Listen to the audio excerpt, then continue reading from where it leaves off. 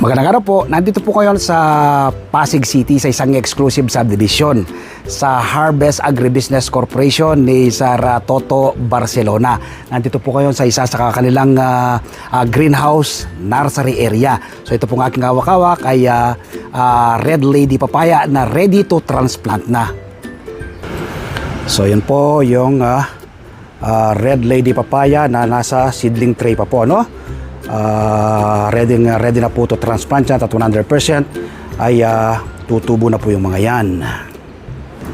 Ang papaya po ay napakadaling alagaan at patubuin. Pwede nyo pong itanim to sa malaking timba o kaya po sa paso. Pero kung meron naman po kayong enough space, mas maganda pong direkta sa lupa. Pero kung sa urban area po kayo, sa Metro Manila kayo, nakatira sa sementadong kalsada, so magtanim po kayo sa malaking timba o kaya po sa mga paso itong papaya. Pagtanim din po kayo ng sariling pagkain. Salamat po!